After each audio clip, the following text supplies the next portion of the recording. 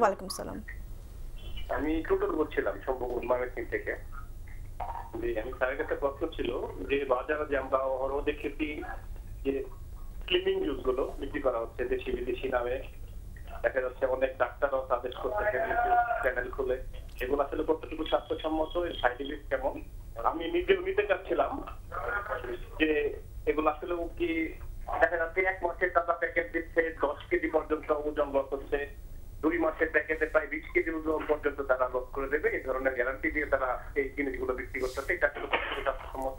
আর হচ্ছে আমরা বাজারে যে অহরহ ইলেকট্রোলাইট ড্রিঙ্ক গুলো পাচ্ছি বিভিন্ন নামি দামি কোম্পানি, এমনকি ওষুধ কোম্পানিগুলো ইলেকট্রোলাইট ড্রিঙ্ক বিক্রি করতেছে, এগুলো আসলে কতটুকু যুক্তিযুক্ত স্বাস্থ্যসম্মত জানতে চাচ্ছিলাম। আচ্ছা দর্শক, আপনাকে ধন্যবাদ। খুবই সময় উপযোগী প্রশ্ন। প্রথম দর্শকের প্রশ্নটা ছিল যে প্রোবায়োটিক কিভাবে তারা ন্যাচারাল ফুড থেকে পেতে পারে বা এটা আমাদের শরীরে কতটুকু ভূমিকা পালন করে। ধন্যবাদ দর্শক আপনার প্রশ্নের জন্য। প্রোবায়োটিক আসলে আমাদের খাদ্য তালিকার মধ্যে কিন্তু আছে। আমরা যদি টক দই খাই তাহলে কিন্তু প্রোবায়োটিকগুলো আমরা এমনি পেতে পারি, খুব বেশি প্রয়োজন নাই আপনাকে পয়সা দিয়ে কিনে খাওয়ার। আর প্রোবায়োটিক যে সবার প্রয়োজন হবে এমনও না। প্রোবায়োটিক কখন আমরা ব্যবহার করতে চাই?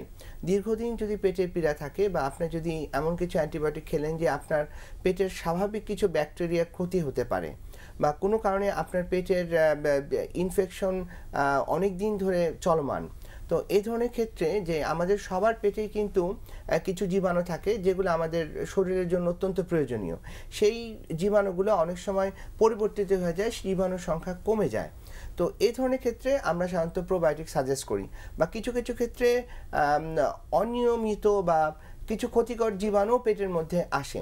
তো আমাদের দরকার কি যে আমাদের জন্য উপযোগী এবং আমাদের জন্য সহায়ক কিছু জীবাণু যেগুলো আমাদের পেটের স্বাভাবিক পরিবেশ এবং পেটের স্বাভাবিক চলাচলকে নিয়ন্ত্রণ করবে, সেক্ষেত্রে আমরা প্রোবায়োটিক ব্যবহার করি।